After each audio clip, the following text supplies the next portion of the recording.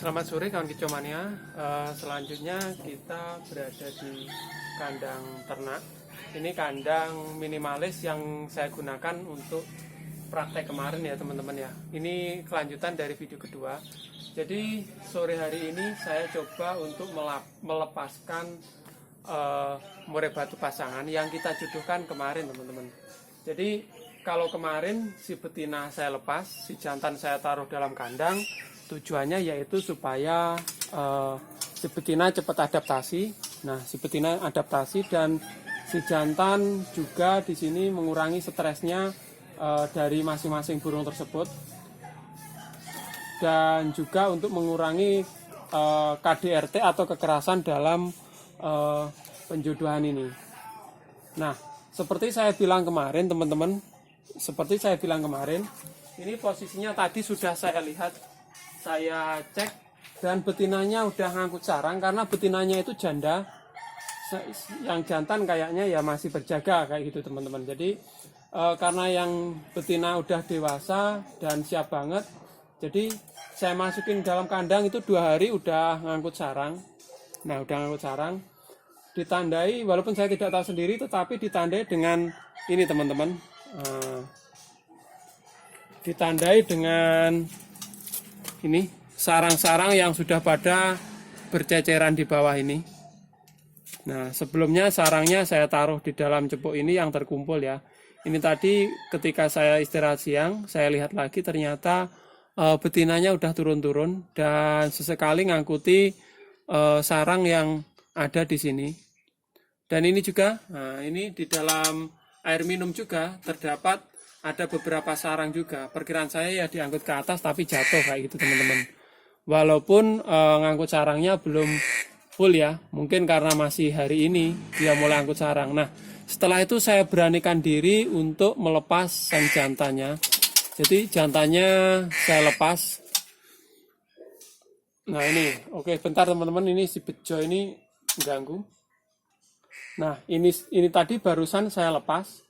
Setelah saya lepas bekas sangkar, untuk teman-teman yang sudah mengikuti video saya ya supaya aman, jadi kita harus mengantisipasi di depannya itu bekas sangkarnya. Nah itu tetap saya taruh di situ. Mungkin teman-teman kelihatan aneh ya, kenapa Om taruh di situ dan kelihatan miring. Nah itu tadi yang sudah mengikuti video saya sejak lama, ini sering kali saya gunakan. Ini teorinya supaya mengurangi kematian dalam penjodohan. Jadi sebetulnya kalau sudah betinanya ngangkut sarang sih biasanya dia lebih teman-teman, lebih agresif lagi. Jadi kalau diserang jantan biasanya dia memberanikan diri untuk melawan, tetapi untuk antisipasi kalau si jantannya menyerang. Jadi kalau nanti fungsinya sangkar ini yang tidak saya keluarkan, biasanya dia betina tersebut akan masuk dalam kandang atau di bawah sangkar itu. Karena di situ ada lubang seperti itu teman-teman ya, ada lubangnya. Nah, ada lubangnya seperti itu. Nah, biasanya kalau ada terjadi kejar mengejar, nanti betinanya jatuh itu langsung ke bawah situ. Dan betina kalau sudah ke bawah biasanya dia diam dan jantan juga berhenti mengejar, itu fungsinya teman-teman. Nah, sampai kapan sangkar itu kita keluarkan? Sampai 100% jodoh. Nah, kapan 100%-nya jodoh? Nah, di sini teman-teman, inilah yang mau saya bagikan untuk teman-teman yang baru menjodohkan murai batu. Jadi banyak sekali yang WA masuk itu, Pak ini jodoh apa belum? Om ini jodoh apa belum? Kayak gitu teman-teman. Nah, ini penjodohan baru kita masukkan, hitungannya masih hari ini ya berarti ya. Ini kita lihat jantannya, itu teman-teman, jantannya berada di bawah. Betinanya ada di tangkringan atas, dia sekitar mempertahankan tempat sekitar glodoknya atau gowoknya. Nah itu berada di atas ya teman-teman. Nah itu.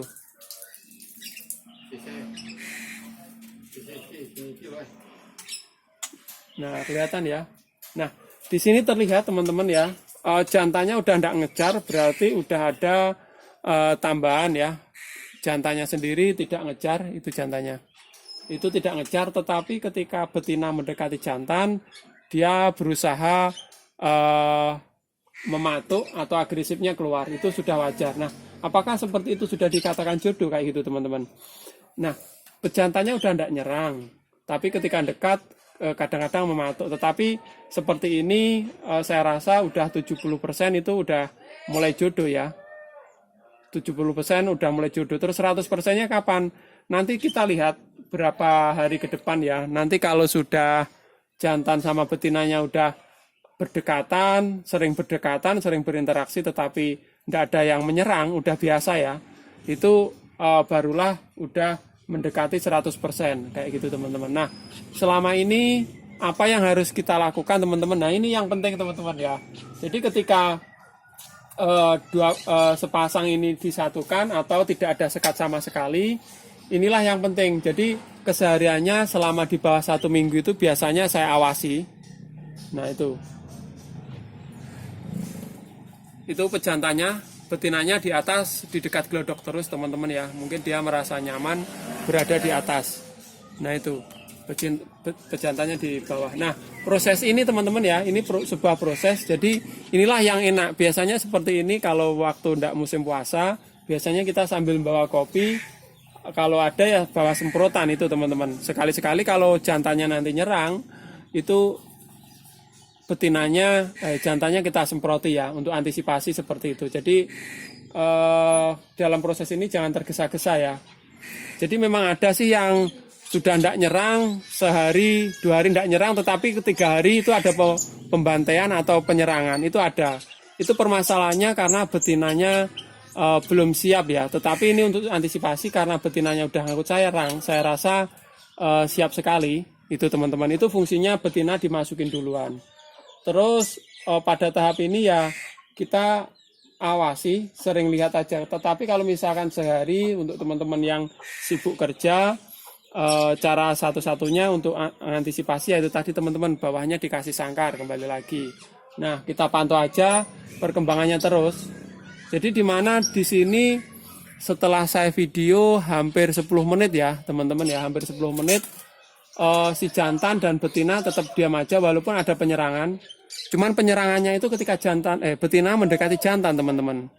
Tetapi kalau misalkan betina tidak mendekati jantan, sang jantan itu tidak mau nyerang, berarti itu udah, yaitu tadi saya katakan udah rambu-rambu aman kayak gitu. Tetapi kalau misalkan teman-teman dalam tahap ini si jantan terus-terusan menyerang betina, nah itu si jantan terus-terusan menyerang betina, inilah yang harus diwaspadai. Jadi harus kita kembalikan lagi jantannya masuk dalam kandang atau sangkar yang di dalam kandang ini. Biarkan betinanya kembali lagi leluasa di luar sangkar. Kayak gitu. Jadi istilahnya ditarik ulur lah, ditarik ulur. Karena apa? Nanti kalau misalkan dia sering interaksi, sering melihat lama-lama, burung tersebut juga akan istilahnya apa ya? Istilahnya akan adaptasi dengan pasangannya. Jadi memang waktunya tidak persis, tidak sama. Jadi tahap ini sengaja saya coba buka tadi teman-teman. Yaitu tadi ada rambu-rambu betinanya udah ngangkut sarang ya. Kayak gini. Nah setelah kayak gini ini kita bisa, kalau saya sendiri bisa untuk nyambinya, bisa saya istilahnya tinggal-tinggal sudah bisa ini teman-teman. Saya tinggal-tinggal udah bisa. Nah karena ya itu tadi kelihatan ya. Jantannya nyerang ketika betinanya mendekat saja. Tetapi kalau betinanya tidak mendekat, dia nyantai aja. Jadi kelihatan kok nyerang sama tidak nyerang itu tadi teman-teman. Teman-teman dari sini harus bisa membedakan ya. Jadi ketika betinanya loncat-loncat di atas, jantannya itu cuma nyantai aja. Nyantai itu. Ya.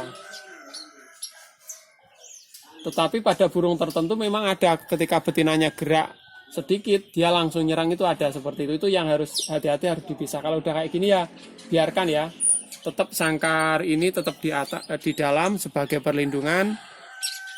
Nanti kita cek lagi misalkan ini jam berapa, kita tinggal 1 jam atau kita lihat dari kejauhan kelihatan dia tidak nyerang, ya udah tidak apa-apa ditinggalin. Tetapi kalau kita lihat dari kejauhan burung tersebut nyerang, itu kita pisah lagi dengan jantan dimasukkan dalam sangkar ini teman-teman. Nah itu jantannya ngeriwik-ngeriwik kayaknya ngerayu betinanya juga. Itu teman-teman. Nah sampai di sini updatean sampai di sini. Nanti perkembangannya akan saya videokan lagi. Untuk sementara kayak gini ya, saya rasa aman teman-teman, ada rambu-rambu baik kayak gitu ya. Oke teman-teman, sekian dulu video ini, semoga bermanfaat ya. Nanti saya update lagi hasilnya. Terus ada satu lagi teman-teman, biasanya seperti ini saya pancing menggunakan jangkrik ya.